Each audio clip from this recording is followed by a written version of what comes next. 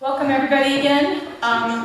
So for this year's this quarterly meeting, we have a special guest, my colleague Janet Lindman. She's a professor at Rowan University, and it's been very fun watching her develop this new book, In Vivifying Spirit, which is about the history of Quakers. So for the last couple of years, I've gotten to read about the history of Quakers as Janet has worked on this book.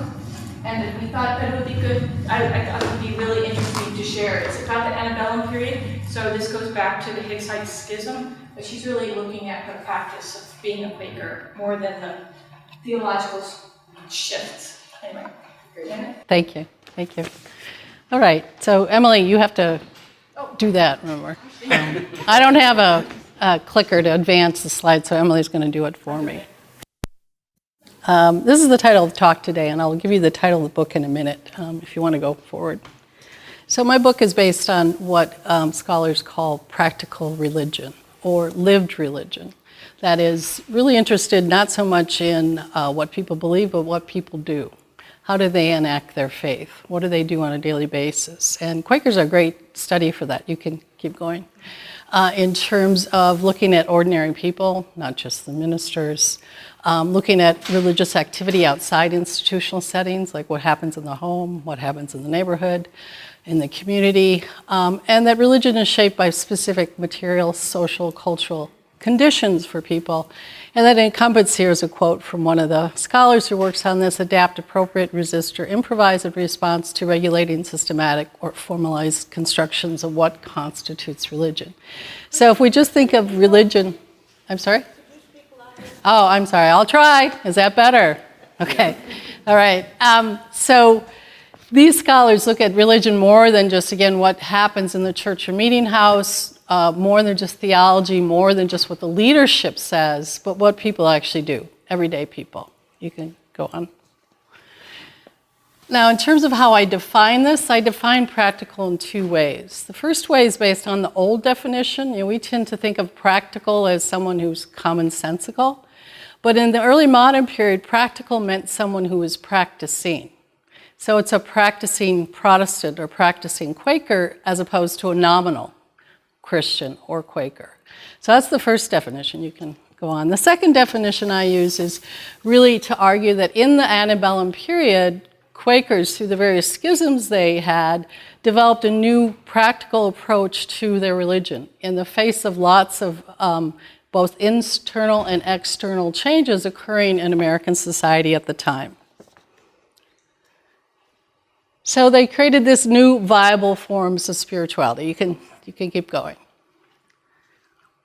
So my research focus is to look at, as I said, practical spirituality in response to all aspects of spirituality, and that in the process of the various schisms of the Antebellum period, they came up with kind of new variants of what it meant to be a Quaker, what was defined as Quakerism. Because in some ways, the Hicksite schism as the first of the schisms forced Quakers, really for the first time, to define what they really believed. And so this led to this series of schisms that I'll talk about: the Hicksite, the Gurneyite, Wilburite, Orthodox, and of course the Progressives. And I argue that these changes, as I said, are due both to internal and external forces that change Quaker practice and belief. So this is the title of the book, and this is the focus. My focus in terms of time period is from 1780, the end of the Revolutionary War, to 1860, before the Civil War, because both are conflicts and both are problematic for Quakers, so this was a good cutoff date. But as I said, I'm looking at all the transformations in the Antebellum period that did change American Quakers. So obviously the Industrial Revolution, class formation, the Transportation Revolution, the Print Revolution. All these things impacted Quakers, and of course progressive reform activism, which Quakers in many cases led efforts to change American society. So I argue then that Friends pursued various forms of Quakerism, in the wake of these various schisms that increasingly made Quakerism complex in the American context. So I want to say a little bit of Quaker historiography. Is that Quaker reform in Antebellum America? Yes. Referring to the Civil War? Civil? Before the Civil War. Before the Civil War. So I'm thinking about abolition, temperance, women's rights. So it is. Yeah, right. There's lots of reform activism in the 1820s, 30s, and 40s before the war breaks out. So I said I want to say a little bit briefly about Quaker historiography to place my book in context. Now, this is a very small field historically, but there's very active scholars on both sides of the Atlantic who study Quakers. So, for example, a lot of the work done is about the first generation, the Valence 60, by mostly English, some American scholars who study early English Quakerism. And then there's a lot of books that are published about Quakers in the colonial period in this area, obviously, and other parts. But the period I'm looking at, there's actually not that many books. There's a couple books on the schism, Hicksite schism, but nobody looks at all the schisms in context together. There's a book about the Orthodox, and then there's more work done on the later 19th century period when you get the Reformist and the Revivalist and all the changes that come with the more Pentecostal movement among some Quakers. So traditionally, historians have looked at the 18th century as kind of a type of tribalism, in that Quakers, particularly in this area, were quite insular. They have very deep kin relations. They intermarry with a lot of their own people, and of course, they don't want any of their children to marry out. So they tend to be a fairly contained community. But by the 19th century, partly because of the New Republic, partly because Quakers are not facing any kind of persecution like they did during the American Revolution, they have a lot of freedom, and they also, a lot of them become quite wealthy. So now how do we fit into this new American Republic is the question for the Antebellum period, and you get this response of schism and division and new variety in terms of Quakerism. So again, a little bit about history, just to give you a little context. This is very simple and quick. First of all, there was something called the Quaker Reformation that happened in the mid-18th century. Jack Mariotta's written a book about this, and basically what happens in the 1750s, 1760s, right before the Revolutionary War, is that Quakers underwent this kind of internal reform in which they got much more draconian about social misbehaviors by members. So, for example, drunkenness, card playing, going to the theater, not coming to meeting all the time, or marrying the wrong person. They got much more forceful in ensuring the discipline was adhered to. The most important thing they did in this time period is they began to excommunicate anyone who refused to free their slaves. So by the time of the American Revolution, no Quakers, particularly in the Philadelphia region, own slaves. If they do, they're no longer a member. So this means there's kind of a winnowing that takes place before the revolution occurs. And this is very profound for many Quakers. And after the Revolutionary War, some kind of are reminiscing about that and thinking we need a similar kind of reformation to happen, either the late 18th or early 19th centuries. Now, during the Revolutionary War in particular, Quakers were very divided. First of all, because they didn't always support the boycotts that happened during the Revolution, and once the war began, of course, as pacifists, they didn't support the war effort. And so they became what was called disaffected. And unfortunately, many, particularly Quaker men, were assumed to be closet Tories because they didn't come out for the patriot cause, even if they were completely neutral. And there were some people who were neutral about the American Revolution at this time. But they got targeted. In fact, a group of, I think it was 10 or 12 Philadelphia very wealthy Quaker merchants were arrested by the American forces and sent down to Virginia and imprisoned for a time. So they were seen as a threat to the patriot cause. So this really divided Quakers because, as you know, some Quakers supported the war. People like Timothy Matlock and others who founded the Free Quakers and supported the American Revolution, and some of the men who were members of the Free Quakers fought in the war. So here's kind of the first division before sites happen. So by the early 19th century, as I said, with the end of the Revolutionary War, with independence from Britain, with the new American Republic, and the idea of religious freedom, Quakers are in a quite good place, but they don't really know how to accept their success in some ways.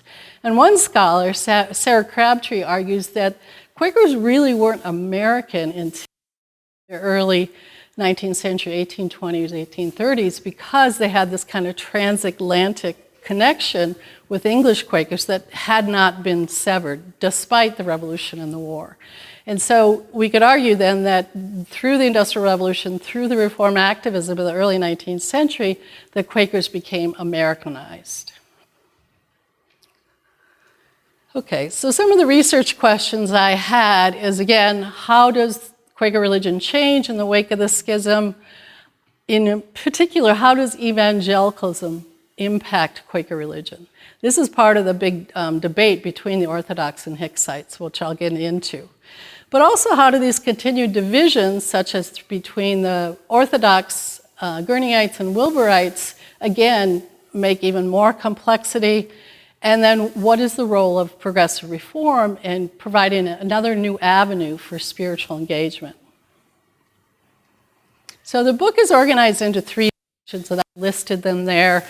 These titles are actually from unpublished manuscript of George Dillwyn, who was born in New Jersey. He was a New Jersey Quaker who lived for a while in England.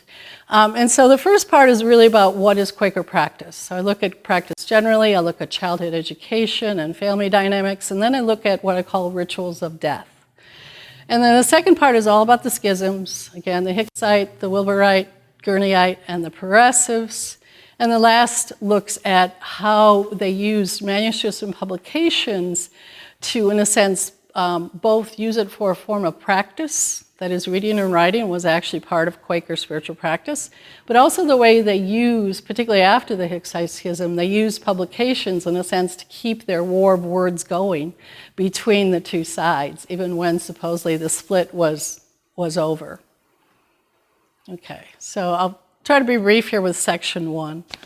And this is a map by George Dillwyn, the New Jersey Quaker I mentioned. He was living in England at this time. This is published by two Quaker publishers, Darton and Harvey, in London in 1794. And unfortunately you can't see it too well, but what's great about this is an allegorical map of the Quaker path of spiritual development. And it's allegorical, actually, but the metaphor of the path was very powerful for Quakers, like many Protestant groups. So if you know the Bible, it says, straight is the gate, narrow is the way. So you need to stay on the straight and narrow to live a godly life. And if you look here, there's this nice, clean path all the way from what's called parental care hall, all the way down to happy old age hall. But unfortunately, a lot of people get lost. And you hear on the left, they go to Momington, Salzburg, thievery, gambling, distress. And this side, you could end up in the bottomless pit versus you could end up in peaceful ocean. So depending on which way you went, which steps you took on your journey through life, if you didn't follow Quaker precepts, you could get lost real easily and fall into all kinds of sinful behavior. Now, it's interesting I think there's a few more. This is also based on this idea of the hedge. This is a concept that Robert Barclay came up with in the 17th century in the first generation of Friends, but it was used for many times over in the 18th and 19th century. The idea that friends are kind of behind this hedge, and the hedge protects you from worldliness, and you stay in your group, you remain vigilant and active in your faith, and you don't get sullied by all these outside forces because of that hedge. And this idea of the path, Quakers also talked about being fellow travelers with each other. We're following a similar but different path, and we both hope to get to the right place at the end of our lives. And what's interesting, there's also a town up here called Vanity Fair in what's called Exulting District. And obviously, this is based probably somewhat on John Bunyan's Pilgrim's Progress, which is a very popular book, especially with Friends in this time period. Okay, so I used that map to describe what the Quaker kind of faith practice was by using the image of the path. But also, what most importantly, of course, is the idea of convincement. It's really essential to Quaker concepts of belief and action. So this comes obviously from the inward truth and light that was talked about by the early Quakers.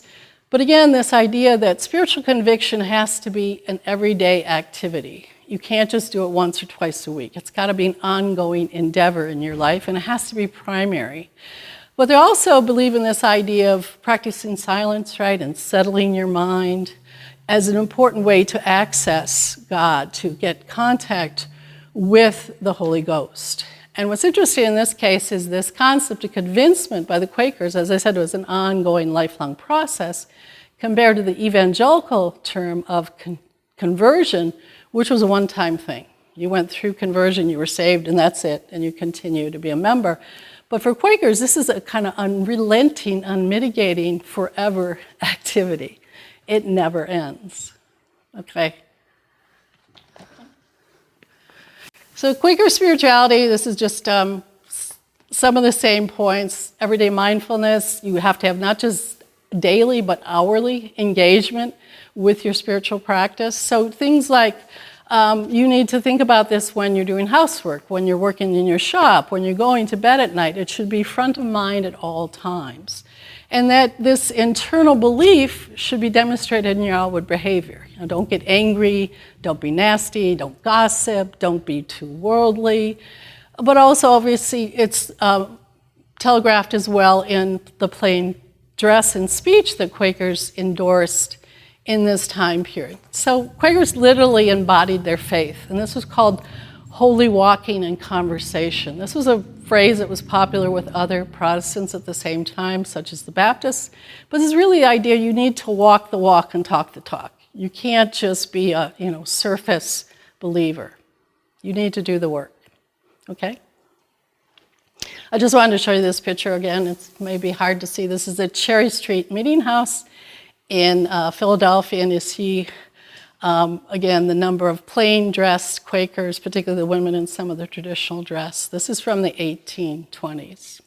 And the wall around it. Yeah, the wall around it, yeah, like the hedge. Okay, and I'll say a little bit about Quaker childhood and education. Quakers are very modern in their conception of childhood. Unlike the Puritans who believed in corporal punishment, Quakers believed in governing their children with reason, counsel, and correction. So you appeal to the child's reason. Ask them why they did that and say, how much it hurts me, the parent, because you did that.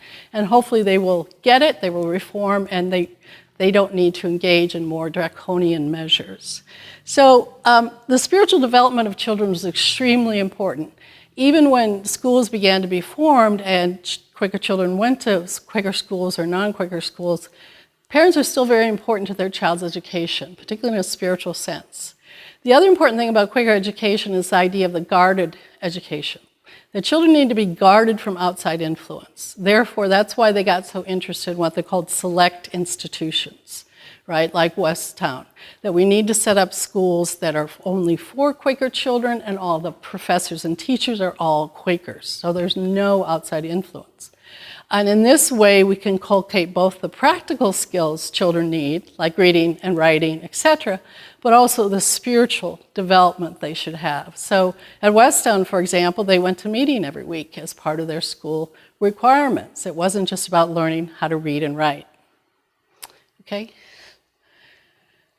And then the last thing I talk about in this section is rituals of death, or what one scholar, there's more piece to it, I think. There you go. Yeah.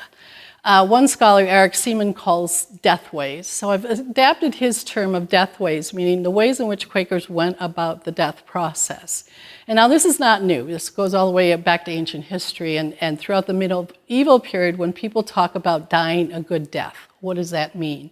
So for Quakers, it meant to be introspective, to be humble, to be spiritual, to be giving, to be, entertaining in some ways. One guy, would read books with his wife while he was dying, or write letters to people, have visitors, both friends and family. But the idea was that you had to kind of live your life, die as you lived your life, right? It's supposed to be kind of the capstone of your life in terms of being a good Quaker. So it meant a good death. The other interesting thing about Quakers is they also memorialized people. Beginning in the 17th century, quite early after the first generation, they began to publish something called piety promoted, which was a book of biographical information and, quote, the dying sayings of usually famous ministers, Quakers. So these books were published and added to throughout the 18th and 19th centuries, and usually it was famous people like, William Savory, John Woolman, Rebecca Jones. But in many cases, individuals would also write their own about someone in their family. A good example is Martha Allinson. Don't you know she's was the daughter of David Cooper, of Cooper River fame. When he died, she wrote an account of his death, and she circulated it to her children so they would remember their grandfather. So this is a way to keep not just their memory alive, but most importantly, the idea was that their kind of exemplary behavior should be translated to the next generation so they will copy that and continue the Quaker traits that they embody. The other interesting last thing I'll say here is after the Hicksite Schism, what's interesting is a lot of these deathbed accounts begin to include evangelical notions for the first time if they're Orthodox friends. So for example, they begin to talk about the devil in Jesus being present at their deathbed. You never see this before that time period. So you clearly see the influence of evangelical religion here. Okay. So section 2, again, is on the schisms. So the first, and you know who this is, Elias Hicks and the Hicksite Schism of 1827. Now this began when a number of some of the leadership of the Philadelphia Yearly Meeting began to complain about Elias Hicks. Now Elias Hicks was a very old Long Island minister who was very popular. He traveled a lot to meetings not just in New York and New Jersey, but Pennsylvania, farther afield. By this time period, he's quite old. He's in his 70s. But what he's speaking about is being questioned by some of the leadership who were influenced by evangelical religion. And because he adhered to old-style Quakerism in terms of the inner truth and light, and practice is important in terms of daily activity, not belief in the Bible as a primacy literature. But it was not so much what he was saying, but what he wasn't saying. He wasn't talking about a second birth. He wasn't talking about the divinity of Christ. He wasn't talking about people need to be saved. He wasn't talking about the importance of the Bible, to read it every day.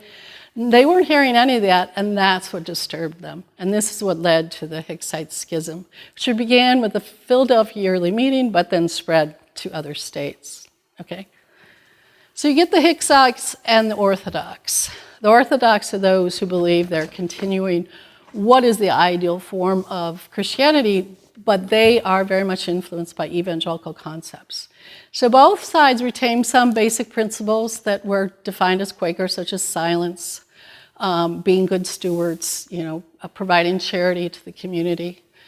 But the Orthodox also introduced these new concepts of Christ's sacrifice, that he died for the world's sin, and we need to recognize that you need to go through a second birth, more like a Methodist transition, and you need to read the Bible on a regular basis.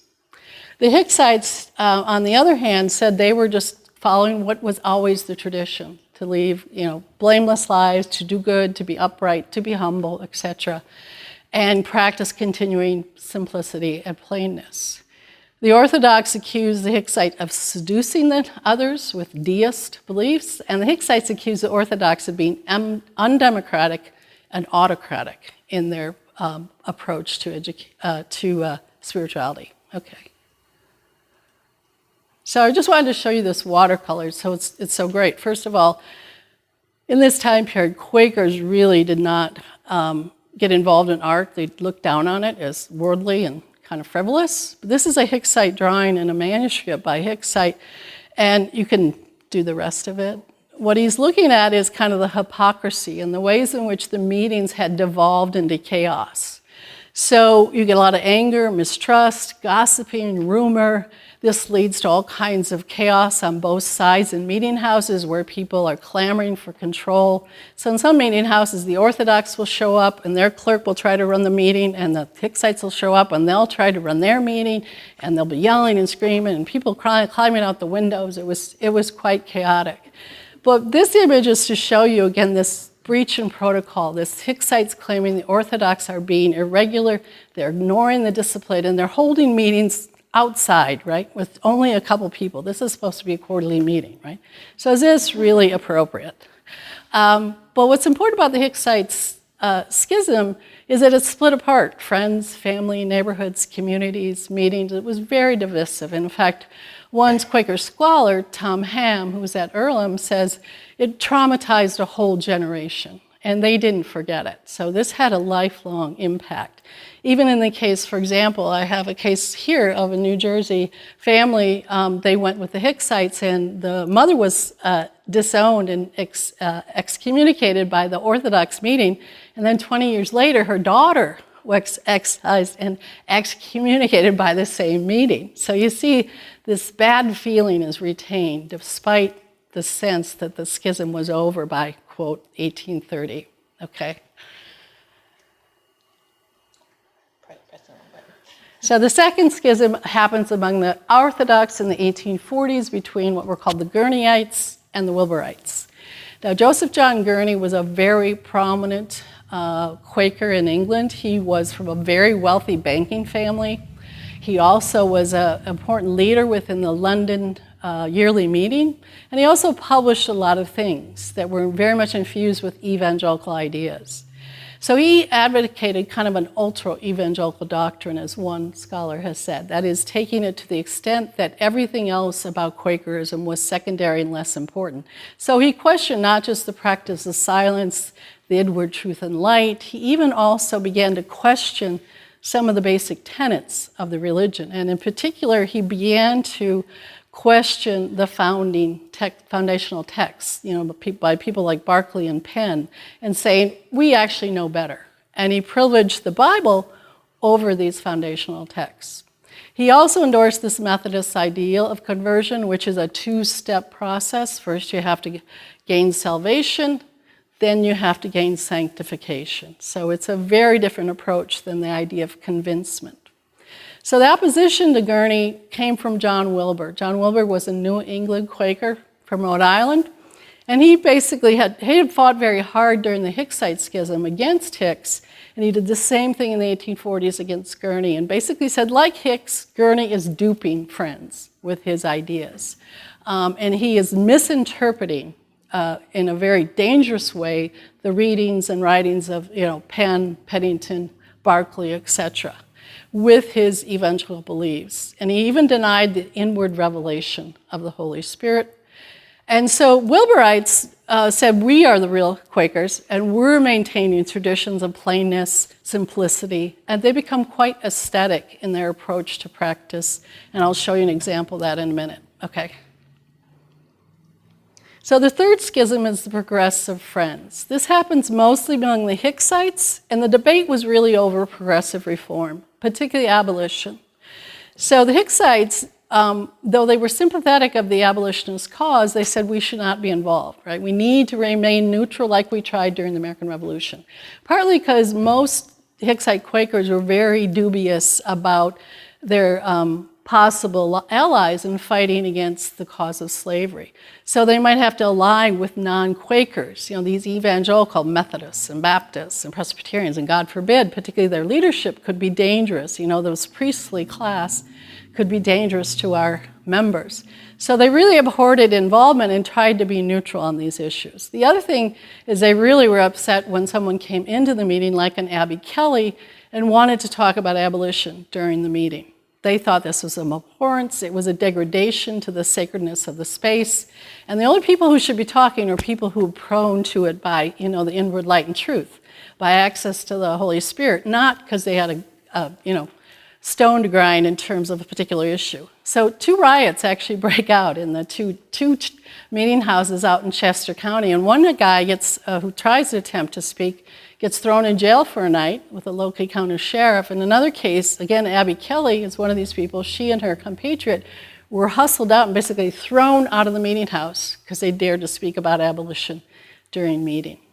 So you get the formation of what was called the Progressive Friends, who wanted to focus specifically on progressive reform, whether it was abolition, women's rights, temperance, capital punishment, prison reform, workers' rights, all these things were of interest to them. And they endorsed what they called practical righteousness. That is, you need to kind of live your faith, but that meant you need to endorse religious freedom for all. In fact, some progressive friends became spiritualists, like Amy and Isaac Post of New York. And Isaac Post actually became a visionist. That is, he had contacts with people in the spirit world. He actually talked to George Fox. He talked to William Penn. It's really quite interesting. And of course, they all said the Hicksites were right. And basically said that progressive reform and religious practice go hand in hand. And Susan B. Anthony, who became a progressive friend, said, work and worship are one with me. So as she was talking about abolition or talking about temperance, for her, that was her Quaker practice. Okay, and this is a picture of the meeting house in Longwood, which was built by Progressive Friends of Pennsylvania in 1853. Now, there are progressive friends groups in Michigan, Iowa, Indiana, Ohio, New York, and Pennsylvania. You can do the rest. And what's interesting about this group is they wanted to, again, privilege practical piety and philanthropy. They threw out everything else. There's no separate meetings for men and women. There's no discipline. There's no schedule. We just get together and we talk about basically current events and what we can do about it. So they really emphasized not traditional doctrine or practice, but progressive reform as their form of worship. Okay, the last section, the work of redemption. Again, I talk about Quaker practice in terms, and you can do all of these, reading and writing. Reading in this time period was really seen as a sacred act, that you need to prepare yourself to read something, particularly if it's religious in nature. And you need to think of that as transformative. You know, there's a famous case of a woman who read a Quaker book and it completely blew her mind and she became a Quaker. So this idea that reading can be potentially transformative. Therefore, friends need to only read proper books, not what were called pernicious books like novels, right? And they had to protect their children from these pernicious books, such as newspapers.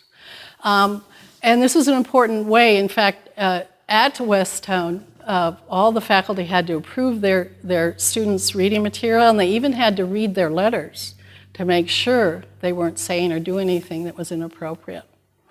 But writing, I also argue, was a form of spiritual practice. Now, they wrote a lot of letters like everyone else in this time period, but they also kept diaries, journals, commonplace books, and what they called spiritual diaries. That was just about where they were in terms of their spiritual practice. And some of these people were really good at doing this over long periods of time. Some were not so good. I have one woman who, writes one year, I wish I did this more often. And a year later, she writes the same thing. She was very good. But there are other people like, have you ever heard of John Hunt?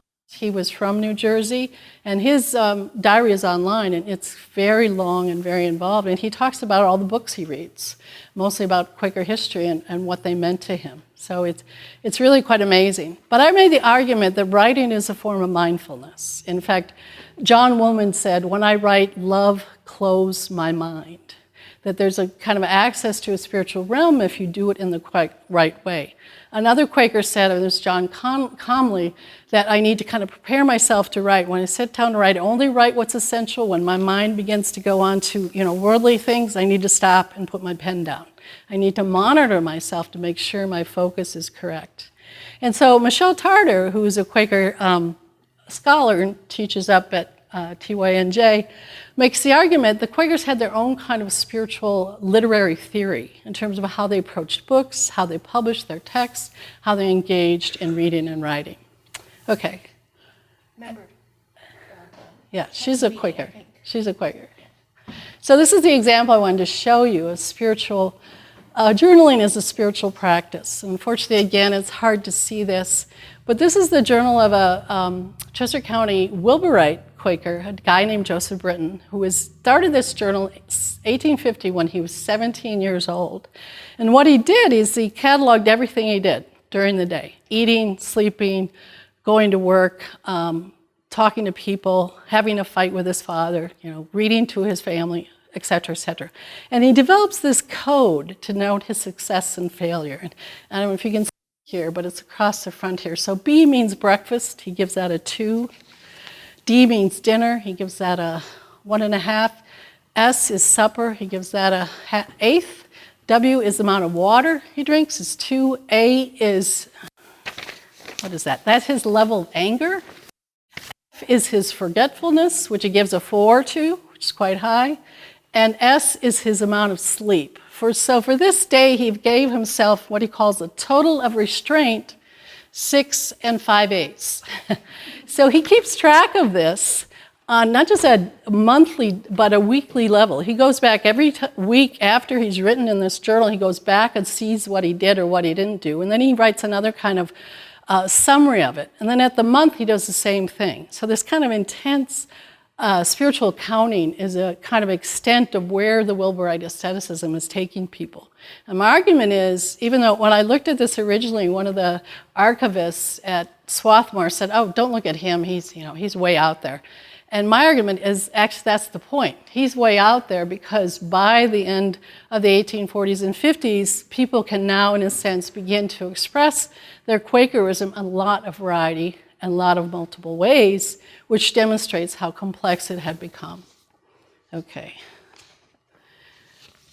And then last part is also, I talk a little bit about history and memory, as I mentioned before. Both sides, the Hicksites and the Orthodox, begin to found their own magazines and newspapers and purport their view of what Quakerism is and try to, again, call on the founders to say, see, this proves we're right. And again, as I said, they have this war of words and differing interpretations of their own history. And try to be consistent and in many cases cherry pick to show that, see, we're right along with what Fox said, we're right along with what Penn said, and the opposite will be done by their opponents at the same time. But even the Progressive Friends got into this. And the Progressive Friends said, see, it proves George Fox would be right in line with us if he was alive today. So they tried to call on their history, again, to justify the current changes that were occurring in the religion. So in terms of historical interpretation, they really each build kind of their own brand to justify their belief system and their practice by employing deviating memories and different histories. And again, their spiritual identity and piety is built then in this idea of a birthright history that comes out with different outcomes and different conclusions about what Quaker history is. So what is Quaker impact? I argue in the end that they had a capacious impact on American society, particularly in the antebellum period. First of all, by evolving and adapting to the larger society, to evangelicalism, to industrialization, to print culture, etc. But most importantly, the Quakers made a huge impact because of their involvement, in many cases, their leadership. They led the way in things like women's rights in progressive form that had a huge impact on the antebellum period and an impact on what happened with the Civil War. So to conclude, by 1860, I'm going back to that George Dillwyn map and the idea of the path, they had trod a very tortuous path. They were rent asunder by division, by strife, disunity, and yet the separation but the ability of innovation. In fact, one scholar argues that the Quakers in America were strong enough to withstand such a division in the 1820s. So you get all these different ingredients and patterns of religiosity from the Hicksite Plainists, the evangelicalism of the Gurneites, the asceticism of the Wilburites, and the advocacy and progressive reform of the progressives. So multiple schisms introduced new forms of piety as Friends were integrated in the dominant Protestant culture. Questions? Thank you. Yes, I mean, as a lifetime musician, I was just wondering if you come across any historical use of music in any of these groups. No. As I said, music, art, literature, those were all verboten topics really until after the Civil War. Yeah. Once the war was over, things really bust out. And for example, Quaker institutions in places like Wilmington actually hire faculty who all they do is teach art. So things really change after the war. I mean, one of the movies I grew up with with friendly persuasion, Here. and where there's an organ in the attic, and the young girl is up there playing when the Quakers arrive, the Quaker elders. And they say, friend, he's got a squeaky doors. Yeah. But that was ready to start the Civil War. Right. My understanding was that PYM did not come out with any particular, well, in the Book of Discipline didn't state that slavery is not permitted until well after the Revolution.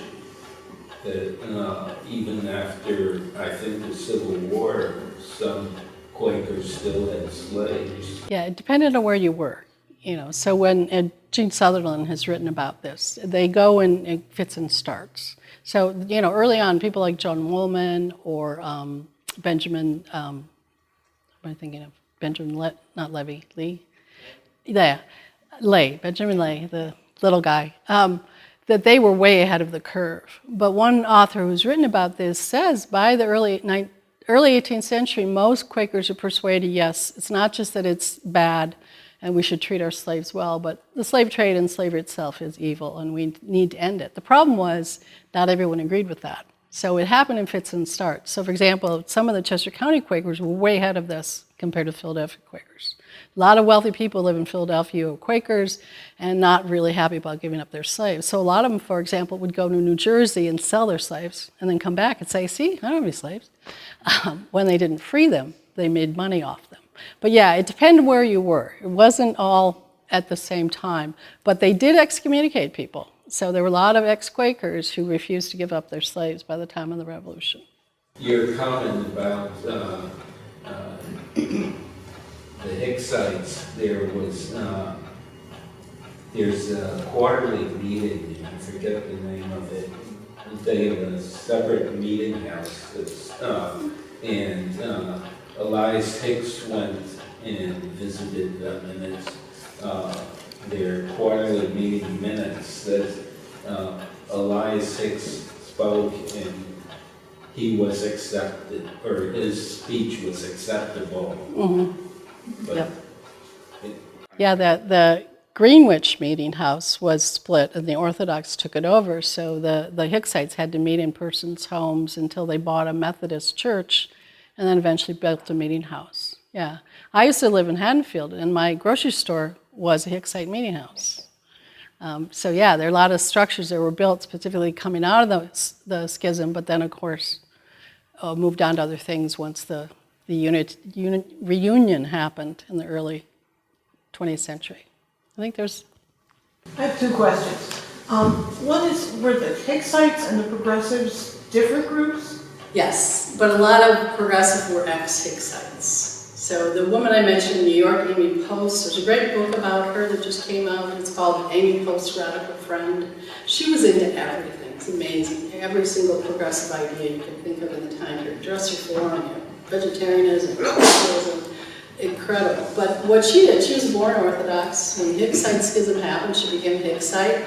When the Wilburite, or the progressive thing happened, she became progressive. Eventually, she became a spiritualist. She basically, accepted all faiths. She was very ecumenical by that time period. So it's a progress that individuals go through. What was her name again, please? Amy Post, P-O-S-T, and the book is called Radical Friend. She's really quite impressive, so it's worth looking at. Yeah. I had two questions. One was really short. Would you say, I always got the impression that the Hicksites won and then I guess the Progressives won. Would you say they won, or like things like they drew from everything, or you know what I mean? Yeah, it depends on who you talk to. When I was doing research at Haverford, they said, well, we clearly won. And then you go to Swarthmore and you get a totally different story. And this is how many years later? So yeah, it really depends on who you ask. The other thing was, so our meeting just bought this poster that was made from, I forget who made it, but they live in California, but it's a poster of all the splits of Quakerism's ever had. Have you seen that poster? Yeah. In fact, there's a great book by, his name is Pink Diamond. He's a British Quaker scholar. He's a Quaker and a scholar. And he wrote this great book about, I think it's called The Introduction to Quakerism. And he has those kinds of charts in his book, which is great because he shows all the splits that happened throughout the 19th century. When it gets you get the conservatives, you get the liberals, you get what are called white Quakers, you get the revivalists and the renewalists. It gets very confusing after the Civil War. Yeah, we have a chart over there. What were the George Fox and Margaret Fell and the rest of the earliest group? What kind of meetings did they have? That's a good question. I'm not an expert on that time period, but they spent so much of their time just kind of going out as, I guess you'd call missionaries. You know, the Valiant 60, that's what they did. It went out to all these different communities to raise awareness and try to get them to become Quakers. And Margaret Fell is really pivotal to this. You know, she basically supported all these people with her income. So her role in terms of supporting and promulgating the religion early on in the first years is really essential. But it wasn't until they began to set up the structure, you know, when they said we need to have meetings and monthly meetings, quarterly meetings, yearly meetings, a structure. Everything was pretty free form before that. So it really was trying to build the faith first and trying to avoid prosecution or persecution by the state and get followers to come. So I'm just trying to remember, I thought I had heard something about actually people singing or dancing. Yes, they did. Well, that's where they got the name Quaker, because they quaked. Again, if you look at Michelle Charter's work, she did her dissertation in her book on this, that they would get down and kind of writhe around on the ground and, you know, kind of have this sense that they were birthing God through their bodies. That's why they were called Quakers, because they quaked around and moved. And this is why Shakers become the quaking Shakers, because they were very much influenced by Quakers when they first developed in the 18th century. But that, by the time of the the Restoration in particular, things began to calm down. They get much more restrained, and of course they're persecuted after the restoration of the king in 1660. So they began to become more formalized, and that quaking and the kind of outlandish behavior that happened in the early days begins to change as well. But Quakers also did this great thing, and they did this in New England when they visited what was called going naked as a sign. They would go to a Puritan meeting house on a Sunday morning, and they'd walk through the meeting house naked to make an argument of how sinful the Puritans were, because they could not look on this woman or man in a pure way. It clearly proved their sinfulness and the degradation of their religion. And they caused lots of trouble, of course. And eventually, you know, they killed some of the Quakers, like Mary Dyer. Would it be your impression that in contemporary Quaker life, each meeting is its own style? I think that's true. I'm not a friend, though I have friends who are friends. Yeah, I think that's true. In fact, when I gave this talk to the Philadelphia Friends Historical Association, they asked me a similar question, and I said it's really difficult because the question was, what can we learn from the Hicksite Schism, and how can we maybe use it to avoid some of the conflicts in our current day meetings? And my only advice was you really need to just hang in there and stay friendly with the opposition and not get too hard-headed about the differences that may arise, because it was devastating. It's hard to imagine the emotional costs. In fact, for the Hicksite Schism, there's this great story about New York Quakers who had their meeting and they split, and some of the members walked through New York City crying because of the ways in which they knew the union that they had cherished for over 100 years was now gone. I had heard something regarding the Hicksite split, that it had something to do with the farmers, the rural versus the... Right. Yeah. There's a book on this by a guy named Doherty, and he basically does a demographic study and shows that most people in the city Quakers tended to be Orthodox and the Chester County rural folks, he only looked at one county, they tended to be Hicksites. And so he makes this argument, there's a difference here between kind of urban versus rural, more modern versus traditional. Unfortunately, another scholar, a woman, did a similar study and she found the total opposite, that a lot of Hicksites were very forward-thinking. They put money into railroads, for example, right? They weren't against innovation or advancement. So during worship, we had, it came up about our clock ticking. And I had always been told that the Hicksite meetings are distinguished by having clocks in their meeting house. I have no idea. I can try to find out, but that's a good point. Could you tell the author's name again of that last one you referred to? The one about the difference between, it's Doherty. And I think it's something like a demographic analysis of the Hicksite schism, something like that. So he takes a social science approach. Yeah. Doherty. Thank you. You're welcome. If there aren't any other questions, let's send our appreciation to Janet. Thank you.